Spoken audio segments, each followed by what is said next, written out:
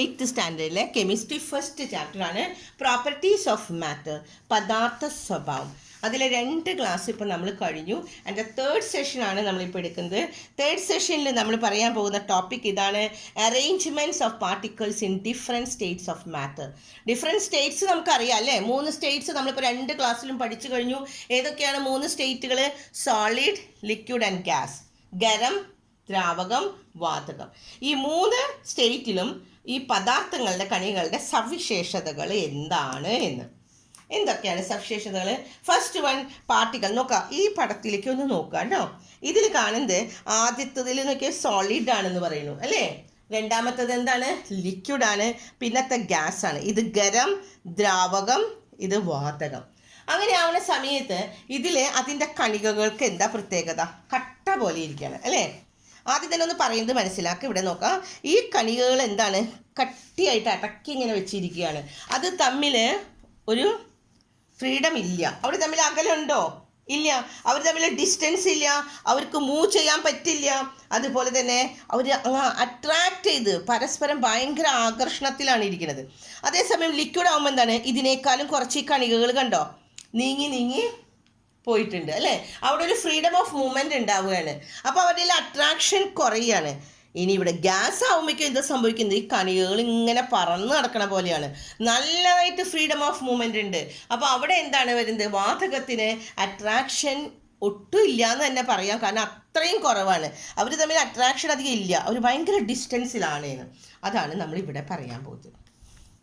അപ്പോൾ ഇനി നമ്മൾ ഈ പോയിൻറ്റ്സ് നോക്കാം കേട്ടോ. ഈ പോയിൻറ്റ്സ് ആണ് 3 എണ്ണം.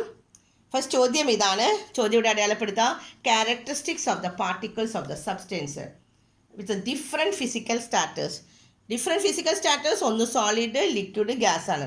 അപ്പോൾ എന്തൊക്കെയാണെന്ന് നോക്കാം. Particles have a distance between them. പാർട്ടിക്കിൾസിന് എന്തുണ്ടാവും? Have a distance between them. കണികകൾ തമ്മിൽ അകലം ഉണ്ടാവും. പിന്നെ പാർട്ടിക്കിൾസ് മൂവ് കണ്ടിന്യൂസ്ലി. അങ്ങനെ അകലം ഉണ്ടെങ്കിൽ എന്ത് സംഭവിക്കും? ഈ കണികകൾ നിരന്തരം ഇങ്ങനെ ചലിക്കാൻ തുടങ്ങും. പിന്നെ മൂന്നാമത്തതാണ് പാർട്ടിക്കിൾസ് അട്രാക്റ്റ് വൺ അനദർ. ആകർഷിക്കണം. ഇത് 3ഉം കൂടി എല്ലാത്തിനും ഉണ്ടാവില്ല കേട്ടോ. ഈ 3 ഫീച്ചേഴ്സ് ഉണ്ടാവുള്ളൂ. ഇതിലെന്താണ്? അട്രാക്റ്റ് ചെയ്തിരിക്കുക. അത് ഒന്നാമത്തെ ഫീച്ചർ, അട്രാക്റ്റ് ചെയ്യുന്നു. ഇവിടെ എന്താണ്? ഫ്രീഡം ഓഫ് മൂവ്മെൻ്റ് ഉണ്ട്. ഇവിടെ വന്നപ്പോൾ എന്താണ്? അട്രാക്ഷൻ ഉണ്ടോ? ഇല്ല. മനസ്സിലായില്ലേ? അപ്പോൾ ഈ 3 ഫീച്ചേഴ്സ് ഇത് പഠിക്കുക. എന്തൊക്കെയാണ് 3 ഫീച്ചേഴ്സ്? കണികൾക്ക് അകലമുണ്ട്, കണികളിൽ നിരന്തരം ചലിക്കുന്നു, കണികകൾ പരസ്പരം ആകർഷിക്കുന്നു.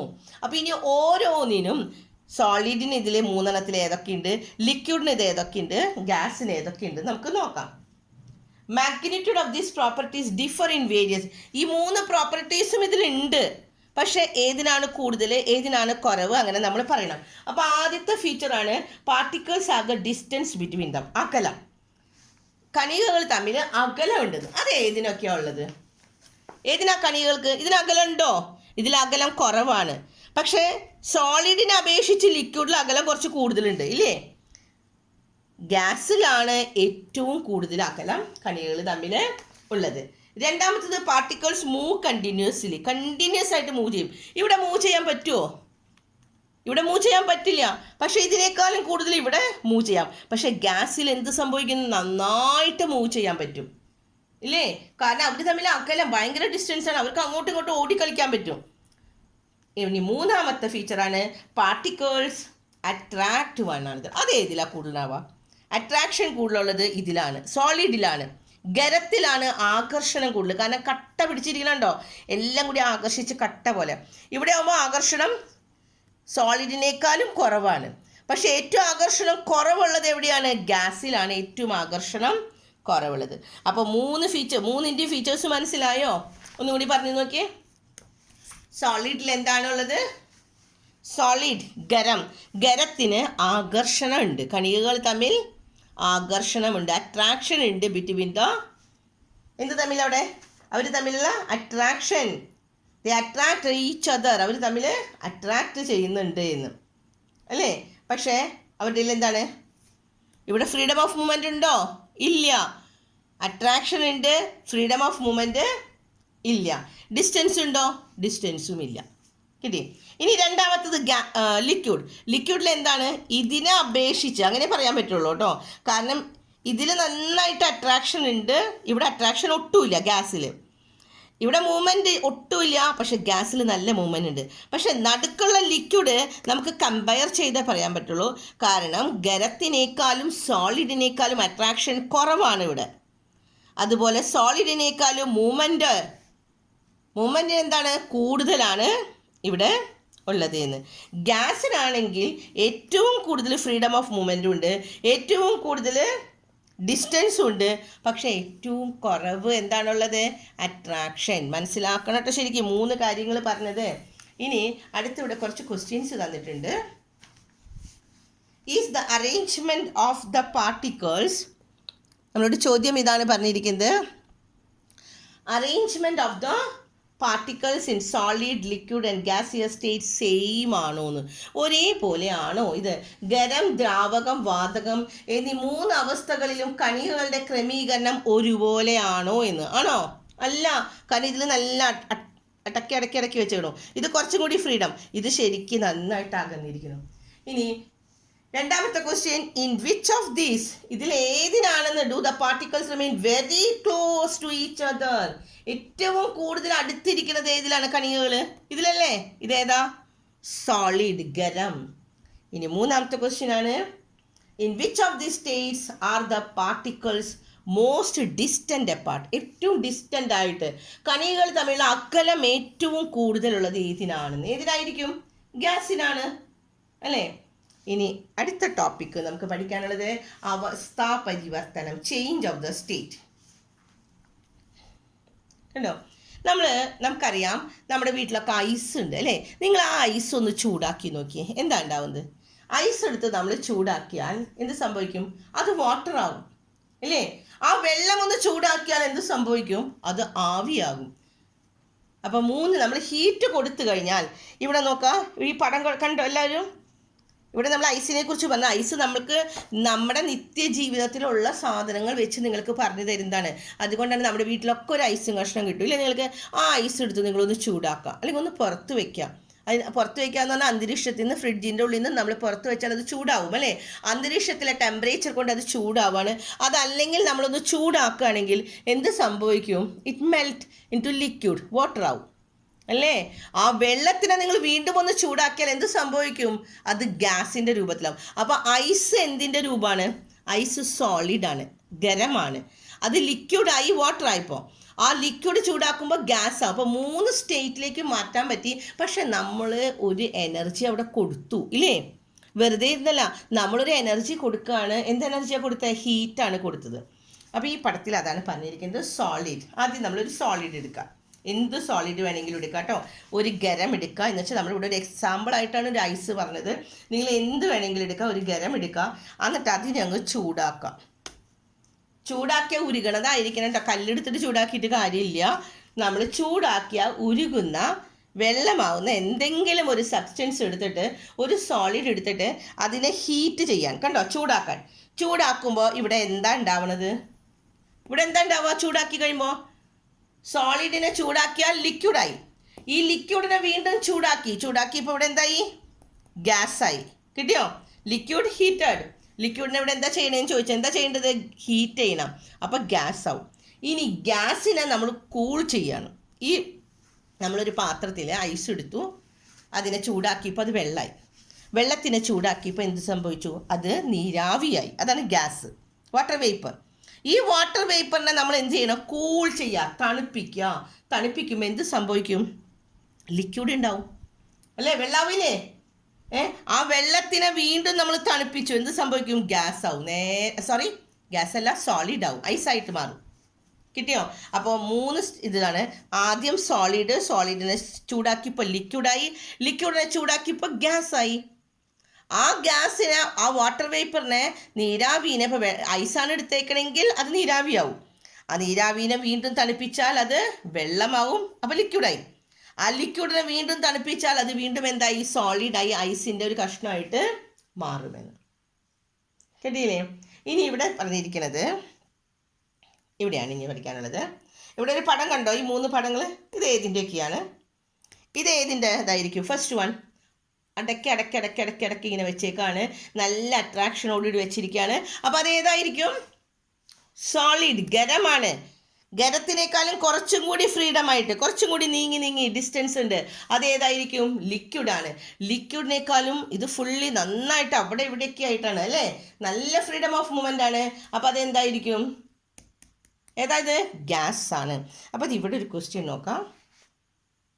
What are the changes that happen to the following properties when heated or absorb? Heat ചെയ്യുമ്പോൾ ഹീറ്റ് ഈസ് അബ്സോർബ്, ചൂടാക്കി കഴിഞ്ഞാൽ താപം ആങ്കീരണം ചെയ്യുമ്പോൾ ഇതിലേക്ക് താപത്തിനെ ആങ്കീരണം ചെയ്താൽ എന്ത് സംഭവിക്കുന്നു എന്ന് 3 സ്റ്റേറ്റ് നമ്മൾ ഇത്രയും നേരം പറഞ്ഞത് തന്നെ അവർ ഒന്നുകൂടി നമ്മളോട് എഴുതാൻ പറഞ്ഞിരിക്കുകയാണ് കേട്ടോ. അപ്പോൾ ഇവിടെ ഒന്ന് നോക്കാം. ഇത് സോളിഡ് ആണ്, എല്ലാവർക്കും അറിയാം അല്ലേ, ഖരമാണ്. ഈ സോളിഡിനെ നമ്മൾ ഈ സോളിഡിലേക്ക് ഹീറ്റ് അബ്സോർബ് ചെയ്യുകയാണെങ്കിൽ, ചൂട് ആങ്കീരണം ചെയ്യുകയാണെങ്കിൽ എന്താ ഉണ്ടാവുകയെന്ന്? എനർജി പാർട്ടിക്കിൾസ് എന്തുണ്ടാവും? എനർജി ഇൻക്രീസ് ചെയ്യുകയാണോ ഡിക്രീസ് ചെയ്യുകയാണോ? ഇൻക്രീസ് ചെയ്യും. ഡിസ്റ്റൻസ് ബിറ്റ്വീൻ ദ പാർട്ടിക്കിൾസോ? ചൂടാക്കുമ്പോൾ ഇവിടെ എനർജി കൂടും, കാരണം ഇവർക്ക് ഓടി നടക്കാനുള്ള സ്ഥലം കിട്ടല്ലേ. ഡിസ്റ്റൻസ് എന്ത് സംഭവിക്കണോ? ഡിസ്റ്റൻസ് കൂടുന്നുണ്ട് അല്ലേ. അട്രാക്ഷൻ ബിറ്റ്വീൻ ദ പാർട്ടിക്കിൾ, ഈ പാർട്ടിക്കിൾസ് തമ്മിലുള്ള അട്രാക്ഷൻ എന്താ ഉണ്ടാവുന്നത്? ആകർഷണം. കണികകൾ തമ്മിലുള്ള ആകർഷണം എന്ത് സംഭവിക്കുന്നു? കുറയുന്നു അല്ലേ, ഡിക്രീസ് ചെയ്യുന്നു. ഇനി കണികകളുടെ ചലനം, മൂവ്മെന്റ് ഓഫ് ദ പാർട്ടിക്കിൾസ് എന്താണ്? പാർട്ടിക്കിൾസിന് എന്ത് സംഭവിക്കും? ചൂട് കൂടുന്തോറും മൂവ്മെന്റ് എന്താ ചെയ്യുക? ഇൻക്രീസ് ആണോ ഡിക്രീസ് ചെയ്യണേ? ഇതിനേക്കാളും മൂവ്മെന്റ് ഇതിൽ കൂടുതലല്ലേ, ഇതിനേക്കാളും മൂവ്മെന്റ് ഇവിടെ കൂടുതലാണ്. അപ്പോൾ മൂവ്മെന്റ് ഇൻക്രീസ് ആണോ ഡിക്രീസ് ആണോ? Movement increase. കിട്ടിയില്ലേ? അപ്പം നമ്മൾ ഇന്ന് പറഞ്ഞത് സോളിഡ്, ലിക്വിഡ്, ഗ്യാസ്. അതിനെ മൂന്നിനെയും ചൂടാക്കിയാൽ, ഹീറ്റ് കൊടുത്താൽ എന്താണ് ഉണ്ടാകുന്നത് എന്ന്. ഇനി നെക്സ്റ്റ് പേജിൽ നമ്മൾ പറയുന്നത്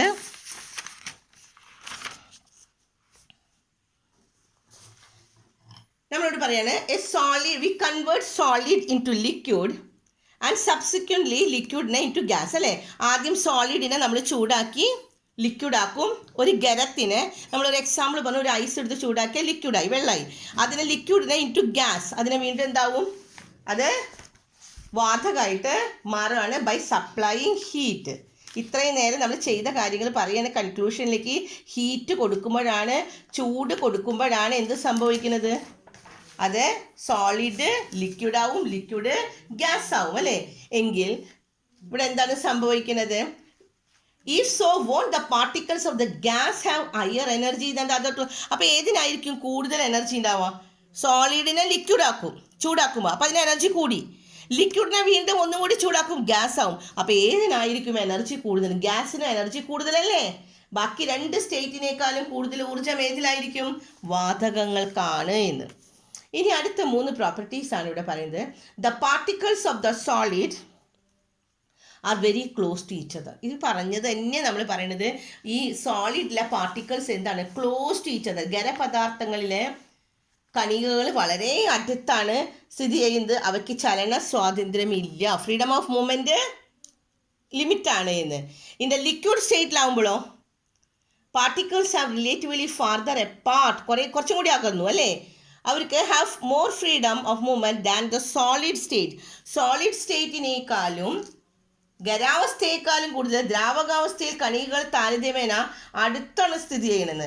ഖരാവസ്ഥയേക്കാളും കൂടുതൽ സ്വാതന്ത്ര്യത്തിൽ കണികൾക്ക് ചലിക്കാൻ സാധിക്കുന്നു. ഇനി മൂന്നാമത്തത് ഇൻ ദ ഗ്യാസിയസ് സ്റ്റേറ്റ് വാതക രൂപത്തിലാവുമ്പോൾ എന്താ സംഭവിക്കുക? Particles remain away from one and far away, വളരെ അകലെയായിരിക്കും അല്ലേ. അതിലെ കണികൾ നമ്മളെ പടത്തിൽ കഴിഞ്ഞ പേജിൽ കാണിച്ചതല്ലേ, ഭയങ്കര അകലത്തിലായിരിക്കും അതിൻ്റെ ഓരോ കണികൾ. ദെയർ ഫ്രീഡം ഓഫ് മൂവ്മെൻറ്റ് എന്തായിരിക്കും? It is very high. Freedom of movement high ആണ്. അവിടെ അട്രാക്ഷനോ? നേരത്തെ ഞാൻ പറഞ്ഞതാ കഴിഞ്ഞ ക്ലാസ്സിൽ. അട്രാക്ഷൻ എന്താണ്? അട്രാക്ഷൻ കുറവായിരിക്കും, അവ തമ്മിലുള്ള അട്രാക്ഷൻ കുറവാണ്. ഇനി അടുത്ത difference of the temperature causes change of state. അതിൽ നമ്മളൊരു കൺക്ലൂഷനിലെത്തി. ദ ഡിഫറൻസ് ഇൻ ടെമ്പറേച്ചർ മാറിയപ്പോഴാണ്, ചൂട് കൊടുത്തപ്പോഴല്ലേ ചേഞ്ച് ഇൻ ദ സ്റ്റേറ്റ് ഉണ്ടായത്. താപനിലയിലുള്ള വ്യത്യാസമാണ് അവസ്ഥാ പരിവർത്തനത്തിന് കാരണമെന്ന്. അപ്പോൾ ഇവിടെ നോക്കാം. ഇൻ ഓൾ ദ സ്റ്റേറ്റ്സ്, ഏതാ സ്റ്റേറ്റ്സ്? 3 സോളിഡ് ആയാലും ലിക്വിഡ് ആയാലും ഗ്യാസും. When heat is provided the energy and movement of particles increase. എന്ത് സംഭവിക്കുന്നു? എനർജിയും കൂടും. ഹീറ്റ് കൊടുക്കുന്ന സമയത്ത് എനർജിയും കൂടും, movement of the particles increase ചെയ്യും. While attraction among the particles, attraction മാത്രം കുറയും. ചൂടാക്കുമ്പോൾ ഫ്രീഡം കൂടും, എനർജിയും കൂടും, പക്ഷെ അട്രാക്ഷൻ കുറയും. ആ ലൈൻ പഠിക്കണം കേട്ടോ. മലയാളം മീഡിയത്തിൻ്റെ എല്ലാ അവസ്ഥയിലും താപം നൽകുമ്പോൾ കണികളുടെ ഊർജവും ചലനവും കൂടുകയും കണികൾക്ക് തമ്മിലുള്ള ആകർഷണം കുറയുകയും ചെയ്യുന്നു എന്ന്. ഇനി നമുക്കുള്ളത് some substances when heated change directly into the gas without forming liquid. Liquid ആവാതെ തന്നെ നമ്മൾ ഐസിനെ ചൂടാക്കുമ്പോഴാണ് എന്ത് സംഭവിച്ചത്? ഐസ് ചൂടാക്കുമ്പോൾ അത് ലിക്വിഡ് ആവും, ലിക്വിഡ് ചൂടാക്കുമ്പോൾ അത് ഗ്യാസ് ആകും. പക്ഷേ ചില സാധനങ്ങൾ മാത്രം നമ്മൾ എന്താണ്, ഐസ് ചൂടാക്കുന്ന സമയത്ത് ലിക്വിഡ് ആവണ പോലെ അത് ആവില്ല. നേരെ എന്താവുന്ന സമയത്ത് some substances when heated change directly into the gas without forming liquid ആവാണ്ട് തന്നെ അതെന്ത് സംഭവിക്കുന്നു? ഗ്യാസിൻ്റെ രൂപത്തിലേക്ക്. And this phenomenon is called sublimation. ഈ പ്രതിഭാസത്തിനെയാണ് നമ്മൾ സബ്ലിമേഷൻ എന്ന് പറയുന്നത്. എന്താണ് സബ്ലിമേഷൻ? മലയാളം മീഡിയത്തിന് നോക്കാം. ചില ഖരപദാർത്ഥങ്ങൾ ചൂടാക്കിയാൽ ദ്രാവകമാകാതെ നേരിട്ട് വാതകമായിട്ട് മാറുന്ന പ്രക്രിയയാണ് ഉത്പത്തനം എന്ന്, സബ്ലിമേഷൻ എന്ന് പറയുന്നത്. അവയുടെ വാതകങ്ങൾ തണുപ്പിച്ചാൽ അത് നേരെ തിരിച്ചു ഖരമായിട്ട് മാറും. അതിന് എക്സാമ്പിളാണ് സബ്ലിമേഷൻ. എക്സാമ്പിളാണ് ഏതൊക്കെ? പാറ്റ ഗുളിക, അയഡിൻ എന്നിവ ഇത്തരത്തിലുള്ള ഖരപദാർത്ഥങ്ങൾ ആണ് എന്ന്. കിട്ടിയോ? അപ്പോൾ നമ്മളിപ്പോൾ പഠിച്ചത് എന്താണ്? സബ്ലിമേഷൻ ആണ്. എന്താണ് നമ്മൾ ഇത്രയും നേരം പറഞ്ഞത് സോളിഡ് ചൂടാക്കുമ്പോൾ ലിക്വിഡ് ആവും, ലിക്വിഡ് ചൂടാക്കിയാൽ ഗ്യാസ് ആവുന്നു. പക്ഷെ ചില വസ്തുക്കൾ മാത്രം സോളിഡിനെ ചൂടാക്കുമ്പോൾ നേരെ അതെന്ത് ലിക്വിഡ് ആവാണ്ട് നേരെ മൂന്നാമത്തെ സ്റ്റേജ് ഗ്യാസിയസ് രൂപത്തിലേക്കാണ് പോകുന്നത്. അതിനെയാണ് സബ്ലിമേഷൻ, ഉത്പതനം. പഠിക്കാട്ടോ ഡെഫിനിഷൻ ശരിക്കും എന്താണ്? The substance when heated change directly into gas without forming liquid, and this phenomenon is called sublimation. ചില ഖരപദാർത്ഥങ്ങൾ, മലയാള മീഡിയത്തിൻ്റെ ഇവിടെയാണ്, ചില ഖരപദാർത്ഥങ്ങൾ ചൂടാക്കുമ്പോൾ ലിക്വിഡ് ആവാണ്ട് നേരെ എന്താണ് സംഭവിക്കുന്നത്? വാതകമായി മാറുകയാണ്. ഈ പ്രക്രിയയാണ് ഉത്പതനം എന്ന് പറയണത്. ഇനി നമുക്കിവിടെ ഒരു പടം തന്നിട്ടുണ്ട്, കണ്ടോ എല്ലാവരും? ഈ പടത്തിൽ നോക്കാം. ഈ പേരുകൾ ശരിക്കും പഠിക്കണം. ഇവിടെ എന്താണ്? സോളിഡിനെ നമ്മൾ ലിക്വിഡിഫിക്കേഷൻ ചെയ്യുകയാണെങ്കിൽ, അതിനെ ലിക്വിഡ് ആക്കുമ്പോൾ അതെന്താ ലിക്വിഡിഫിക്കേഷൻ ചെയ്താൽ അതെന്തായിട്ട് മാറും? ലിക്വിഡ് ആവും. ചൂടാക്കി ദ്രവീകരിക്കുമ്പോൾ എന്താവും? ലിക്വിഡ് ആവും. ലിക്വിഡിനെ നമ്മൾ എന്താണ്, ഇങ്ങോട്ട് ആരോ മാർക്ക് നോക്കാം കേട്ടോ. ലിക്വിഡിനെ നമ്മൾ എന്താ ചെയ്യുന്നത്? വേപ്പറൈസേഷൻ ചെയ്യാണ്. ബാഷ്പീകരിക്കുമ്പോൾ അത് വാതകമാവും. കിട്ടിയോ? വാതകത്തിനെ നമ്മൾ ഘനീഭവിച്ചാൽ, തണുപ്പിച്ചാൽ അതെന്തായിട്ട് മാറും? ഖരമായിട്ട് മാറുകയാണ് ചെയ്യുന്നത്. അപ്പം ഇതാണ് ഉത്പതനം എന്ന് പറയുന്നത്. ഉത്പതനം എന്ന് പറഞ്ഞാൽ നേരിട്ട് നടക്കുകയാണ്. ഇതൊക്കെ ഖരത്തിനെ, സോളിഡിനെ നേരെ സബ്ലിമേഷൻ ചെയ്യുമ്പോൾ ഗ്യാസായി. കിട്ടിയോ? ഇനി ഗ്യാസിനെ നേരെ സോളിഡിഫിക്കേഷൻ ചെയ്യുമ്പോൾ അത് സോളിഡായിട്ട് മാറണതാണ് സബ്ലിമേഷൻ. ഇനി സോളിഡ് ലിക്വിഡ് ആവുന്നത് ഏതാണ്? ലിക്വിഡിഫിക്കേഷൻ. ലിക്വിഡിനെ ഗ്യാസ് ആക്കണത് വേപ്പറൈസേഷൻ. 3 പേരുകൾ പഠിക്കാം കേട്ടോ. ഇത് ലിക്വിഡിഫിക്കേഷൻ. എന്താണ്? സോളിഡിനെ ലിക്വിഡ് ആക്കുന്നത് ലിക്വിഡിഫിക്കേഷൻ. ലിക്വിഡിനെ ഗ്യാസ് ആക്കുന്നത് എന്താണ്? വേപ്പറൈസേഷൻ. ഇനി ഗ്യാസിനെ സോളിഡ് ആക്കുന്നത് എന്താണ്? സോളിഡിഫിക്കേഷൻ. കിട്ടിയില്ലേ? ഇനി നേരെ തിരിച്ചിവിടുന്ന് വരികയാണ്. ഗ്യാസിനെ നമ്മൾ തണുപ്പിച്ചാൽ എന്താ? കണ്ടൻസേഷൻ ചെയ്യാൻ തണുപ്പിക്കുമ്പോൾ അത് ലിക്വിഡ് ആവും. ലിക്വിഡിനെ സോളിഡിഫിക്കേഷൻ ചെയ്താൽ അത് സോളിഡായി. കിട്ടിയില്ലേ?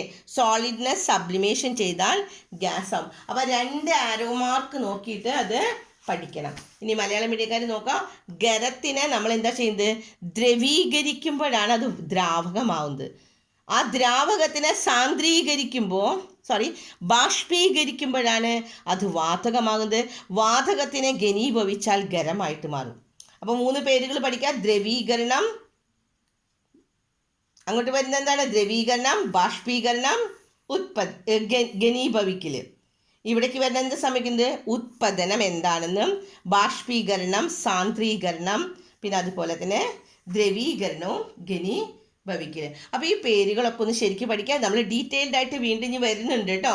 അപ്പോൾ ആദ്യത്തെ ഒരെണ്ണം മാത്രമേ നമ്മളിപ്പോൾ ഇവിടെ പഠിച്ചുള്ളൂ. ഉത്പതനം എന്താണ്, സബ്ലിമേഷൻ എന്താണെന്ന് ഇവിടെ പറഞ്ഞു. എന്താ സബ്ലിമേഷൻ? സോളിഡ് നേരിട്ട് എന്തായിട്ട് മാറും? ഗ്യാസ് ആയിട്ട് മാറുന്നത്. അപ്പോൾ ഇത്രയും കൊണ്ട് നമ്മൾ ഇന്നത്തെ ക്ലാസ് ഇവിടെ അവസാനിക്കുകയാണ്. ബാക്കി അടുത്ത ടോപ്പിക്കിൽ നമുക്ക് diffusion of the substances in the different States നമ്മൾ അടുത്ത ക്ലാസ്സിൽ എടുത്തു തരാം. ഓക്കെ.